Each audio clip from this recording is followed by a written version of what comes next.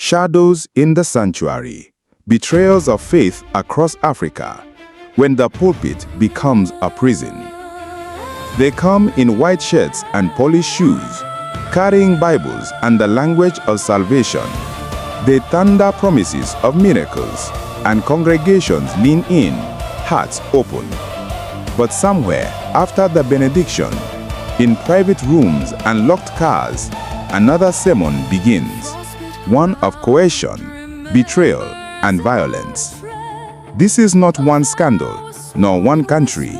It is a continent-wide story, drawn in courtrooms, police statements, and headlines. These are not whispers, they are public records.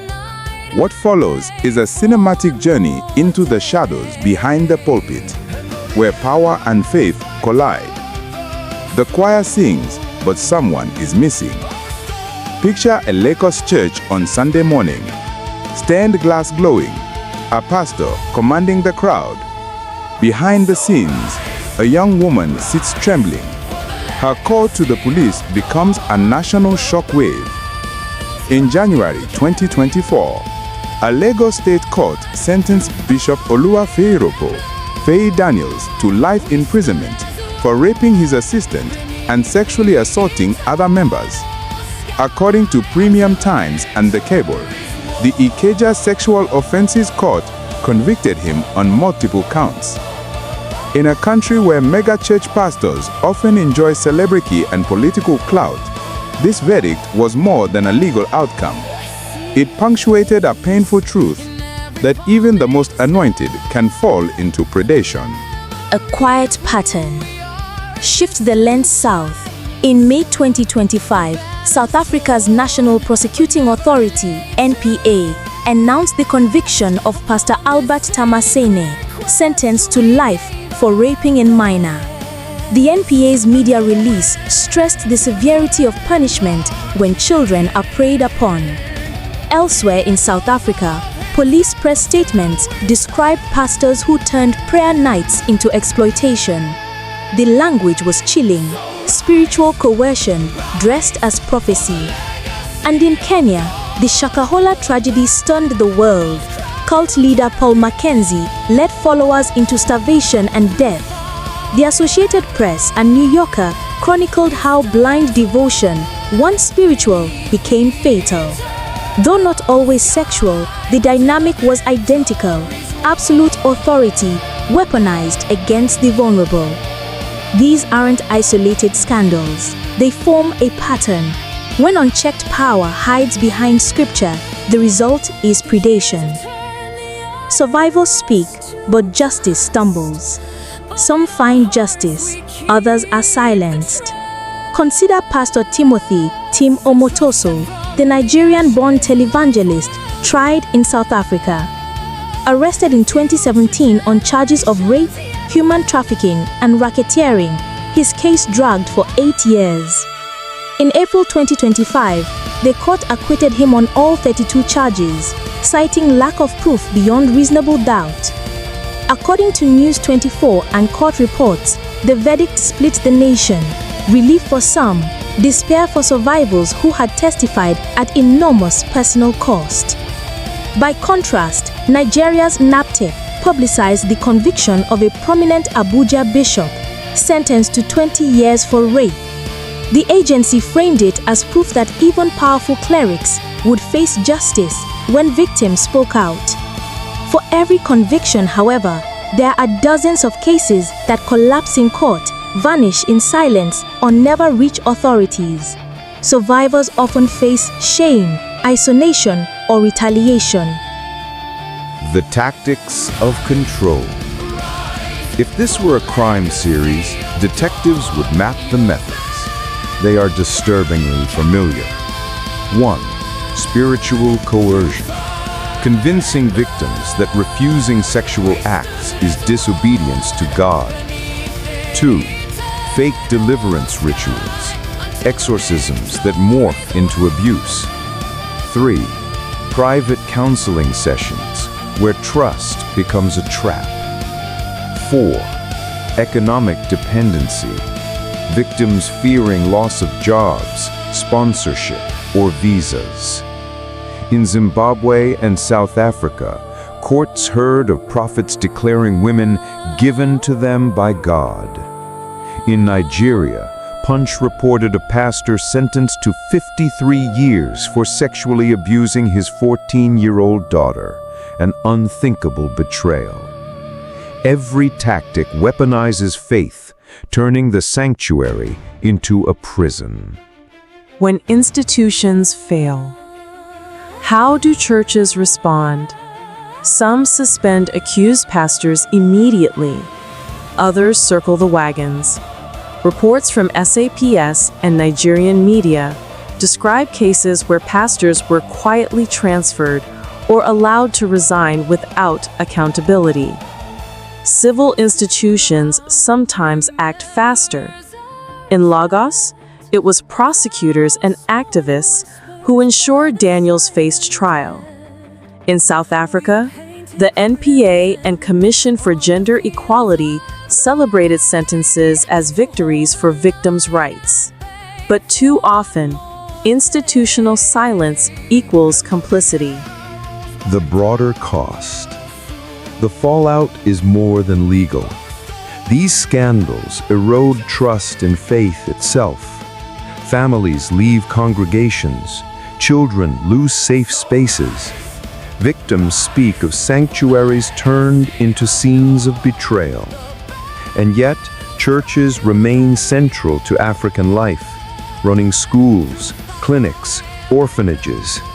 This paradox deepens the wound. The very institutions that heal communities can also harbor predators. The healer's deception, the Khayelitsha pastor's betrayal. In the townships of Khayelitsha, South Africa, where shacks huddle under endless skies, a 51-year-old pastor promised miracles to the desperate. His church, a beacon amid poverty, became a trap for the vulnerable. Two adult women, aged 22 and 23, sought healing in late 2022, only to be ensnared. According to a South African police service statement, the pastor convinced them to stay at the church, where he assaulted and raped them under the guise of spiritual rituals. The incident stretched to January 2025, each encounter building a web of fear. Community whispers grew into a meeting, victims emboldened to speak. Arrested and remanded, the pastor faced court on February 4, 2025. The tension palpable as justice loomed. The drama lay in the community's awakening. Would this expose more predators or fade into silence? The Midnight Violation. Abraham Olaluwoye's Lagos Horror. Back in Lagos, the city that never sleeps, Pastor Abraham Olaluwoye of a Pentecostal church in Onipanu preyed on trust. In October 2024, a 27-year-old woman approached him for counsel, her life in turmoil. As reported by Punch newspapers, what followed was a calculated assault. Olaluwoye allegedly raped her, exploiting her vulnerability. The scene unfolded in shadows, the woman's pleas ignored, the pastor's authority absolute.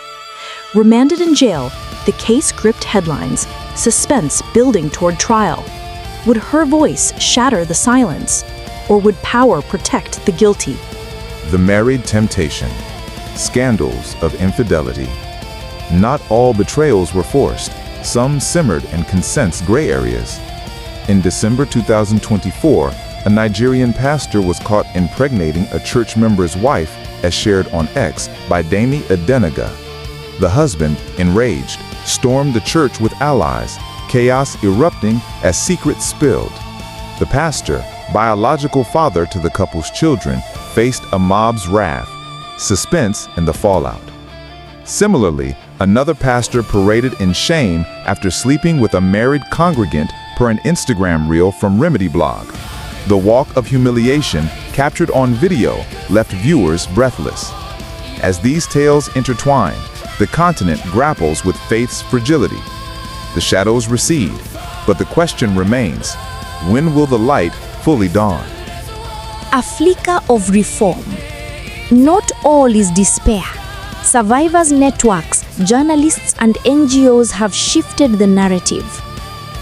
In South Africa, the NPA and Gender Equality Commission frame convictions as deterrents. In Nigeria, NAPIT leads campaigns against clerical predators.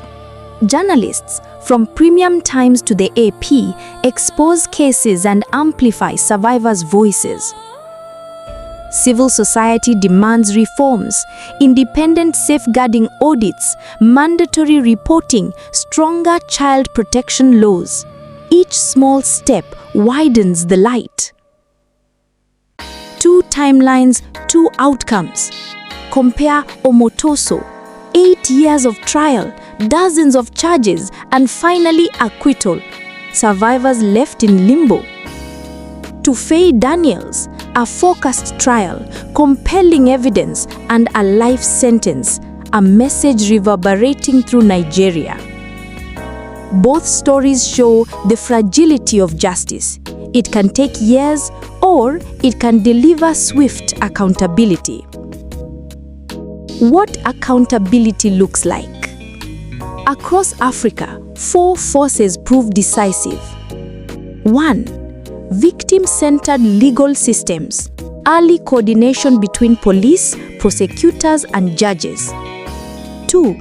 Independent church investigations, not quiet transfers. 3. Civil society pressure. Activists and journalists keeping stories alive. 4. Reform and legislation. Mandatory reporting and strict penalties for cover-ups and clerical misconduct. Where these align, predators fall. Where they don't, shadows linger. Light and shadow. Faith itself is not on trial. Communities of belief remain anchors of resilience. The indictment is of unchecked authority. A pulpit without accountability becomes a prison. Survivors, when they speak, ask not for spectacle, but for safety. They want to be believed, protected, and assured that others will not endure what they did. The cinematic fade. The gavel falls in a Lagos courtroom. The hymn echoes in a Johannesburg church. In Nairobi, a mass grave from Shakahola whispers its warning. This story has no closing credits.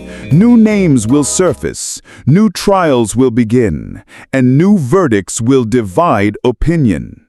But with each conviction, each reform, each survivor's testimony, the shadows shrink.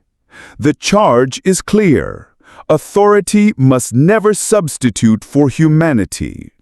Only when churches and states act together with courage, transparency, and compassion can the sanctuary become sacred again.